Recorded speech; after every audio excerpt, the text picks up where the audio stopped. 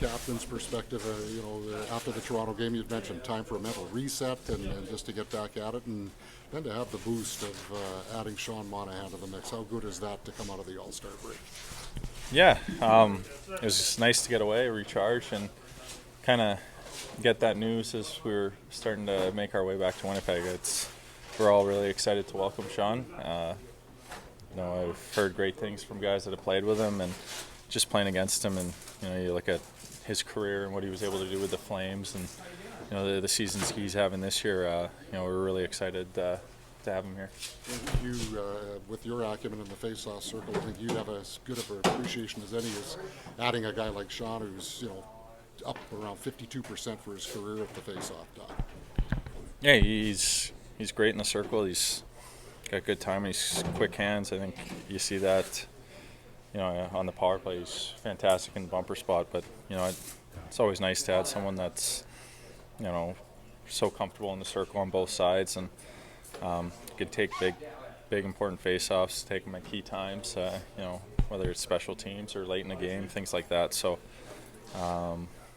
He's going to offer a lot of versatility to our team. He's going to be a big boost for us, and like we've talked about all year, this team's depth is critical to our success, and he adds to that. What does he do well from having played against him? What are his strengths on the ice? I think he's got great vision. He's really good at finding those soft areas and putting himself in positions to score. Create space for his teammates. I think about early on in our careers playing against him when he was so dynamic with Johnny in Calgary, and like I mentioned earlier on the power play, he's so good at finding those soft areas. He's so good at being that outlet and kind of being a shooting option. So he's a real smart player. He's so good at finding space for him to create plays, and he's good on both sides of the puck. So, like I said, he's going to be a huge addition for us. Is it a nice feeling as players to kind of feel that investment from higher up around this time of year, especially maybe even this early kind of? Yeah, I think kind of once we saw Vancouver loads up and they get Lindholm, it's nice to, not that it's an arms race or anything like that, but it's nice to know that we have the confidence of ownership of Chevy, and that they believe in this group, and they were willing to spend and add to this team. So I think throughout the first half we've done a really good job of putting ourselves in a position to be successful, and we're really looking forward to having Sean, integrating him into our room, and taking another step forward. I think that's what's so exciting about our group, and what we're excited about is we think we still have another level to get to, and we're going to continue pushing for that. And the mindset for these last 35, people often talk about this being the second half. Of course, you're well past the halfway point now, but the mindset for these 35, Adam, real competitive race, obviously in the Central, and just kind of still taking it game by game, or?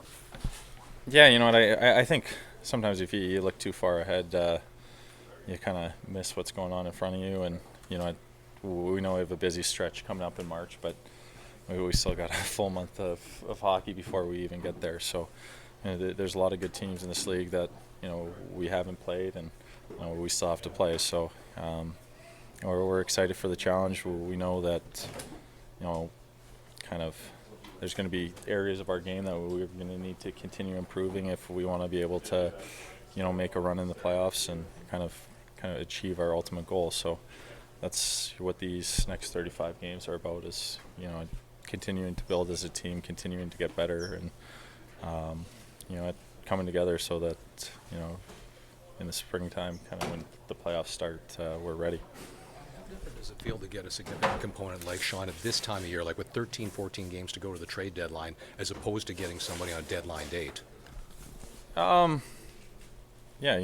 I might have a better answer, after we kind of have him for a few games before. But it's certainly nice. I think, like I said, about not getting too far ahead of ourselves. But in March, there's probably not going to be a whole lot of practice time. We've got a lot of games, so I think that's going to be one of the biggest factors, is just get him comfortable, get him up to speed into the systems. Kind of how we expect to play with the puck, away from the puck. he can get comfortable with his line mates on the special team units and things like that. I think that's where the additional time really allows him to get comfortable with this group, get settled into the city. So it's not a whirlwind. A couple months for him right before the playoffs start. You talk about the addition of Sean, Adam, and I think you've had Mark, Gabe, and Kyle in the lineup together for 5 games, and then parts of 2 others. How significant will that be if those guys can get it going here in these final 35, and especially that busy March? Yeah, I think that's certainly been tough. We always feel like, we're getting close. We're so excited how our lineup looks, and you lose one of those, especially those key guys. I think we all saw how important Scheifele is to our team. We're so lucky that he chose to re-sign with us. But I think, knock on wood, but going into these next few games where we can really see what our team looks like with everyone healthy, everyone coming back into the lineup, and the depth we have across 4 lines, and just the way we can come at teams, and every line is kind of stylistically a little different, but we're all pushing in the same direction, really being tight defensively. I think that's kind of been the backbone of the team, and that's going to need to continue. Just one, Adam, as a PA guy, to see the announcement last week of Olympic involvement and obviously the 4 Nations event. Why is that so important to the players? There must be a lot of excitement around the league for that. Yeah, I as a fan, I love watching it. So, I think it's great. It grows the game. It offers, something that kind of the NHL can't offer, is where you have the best players from each nation on the same team, and it's a high level tournament where you get to see the best on best, and it's kind of that patriotic pride that you're looking for. I think that's what makes international hockey so intriguing. It's a whole country gets behind one team, and to have the 4 Nations, the 4-team tournament, I think in the short amount of time, it'll be kind of a great springboard into what will be an awesome Olympics. I think we've all been disappointed that we haven't been able to send our players over there. I haven't been able to watch them, so. I think in those tournaments it's always exciting when you're able to have the best people in the sport competing, and allowing the NHL players back into that is certainly that step that I think hockey's kind of been missing the last couple of Olympics.